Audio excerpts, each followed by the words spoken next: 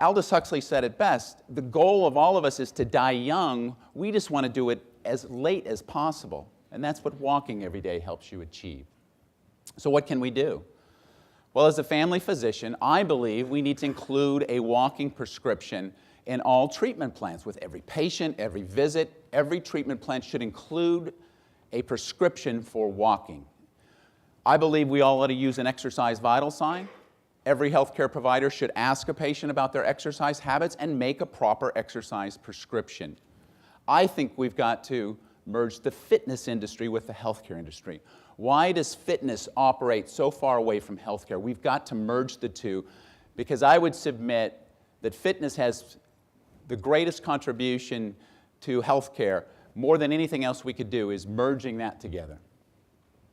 So at Kaiser Permanente, as was mentioned, we have been using an exercise vital sign now for several years, and it's been very successful. We ask each patient, as they're roomed, the medical assistant asks them 2 questions. The first is, on average, how many days a week do you do moderate exercise, like a brisk walk?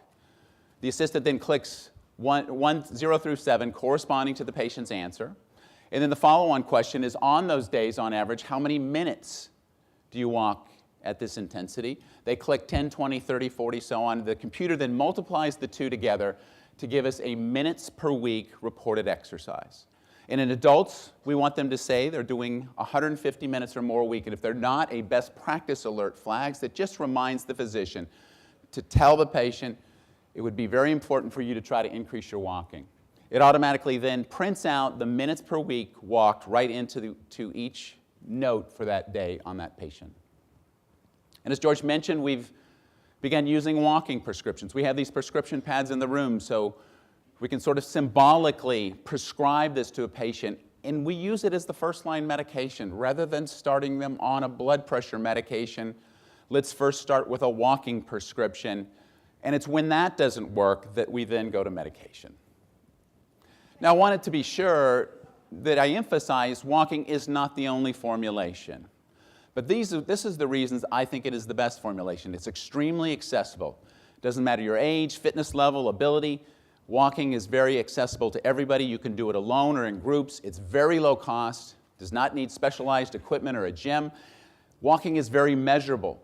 I can assign a patient how much to walk either using a pedometer, a stopwatch, or just giving them a distance to cover when they go out for their walks. It's the most common adult activity that has very good long-term adherence. Patients who start a walking program are more likely to continue with that than virtually any other exercise program I may give them.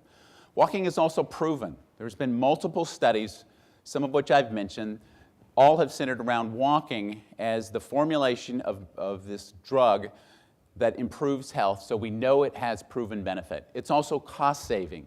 We get cars off the road. It's a very green initiative. So there are a lot of reasons that walking is the default exercise prescription, but again, it doesn't have to be the only formulation that is used.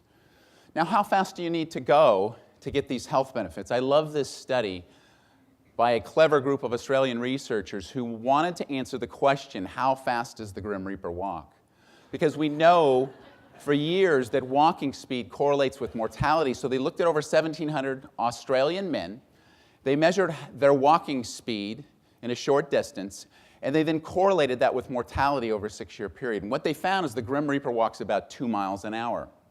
In this group of patients, nobody who walked over 3 miles an hour died in this group. So we know the Grim Reaper walks 2 miles an hour as long as you stay faster than that.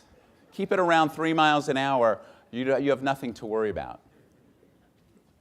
Now, beyond that, I've found it just anecdotally in case after case that I see in my clinic, the power of walking can be dramatic. This is a patient of mine, Valerie, who has end-stage Parkinson's disease. And she came to me several years ago with really, in very declined condition. And any of you who have seen Parkinson's patients know that over time the medications stop working. And that's where Valerie was. They were no longer working.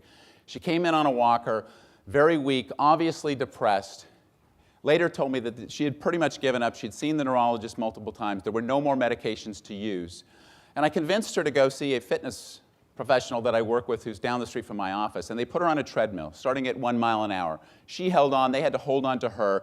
She came back 3 days a week, and each day they turned up the treadmill a little bit more, a little bit more. They did some light weight training with her. Within about a month, she was back in my office. The walker was gone, makeup was on. She was a completely different person. And it occurred to me, if this had been a pill or a procedure that we had given to Valerie, this would have been on 60 Minutes, because the before and after effect was so dramatic.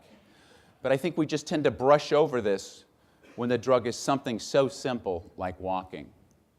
Now, we're also using walking in the hospital. We realize that virtually every hospital-related complication is reduced by getting patients to walk. Lengths of stay in the hospital are shorter.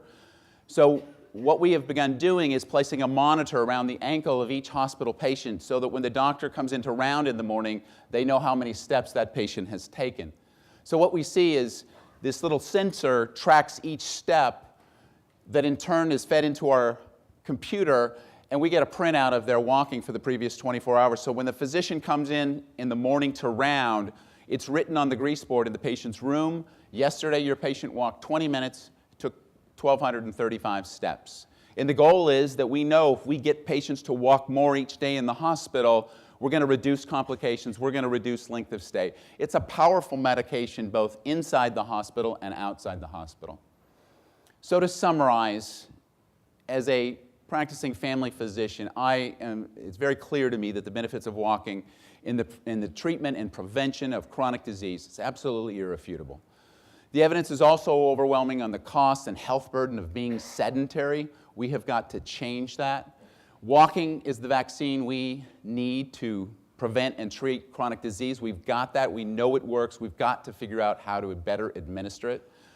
And I believe that walking should be assessed and prescribed at every visit, that all physicians should use an exercise vital sign to question patients about their walking habits. This is like a drug. We need to prescribe it, and I'm very happy to be here today to join in this movement to get it done. Thank you very much.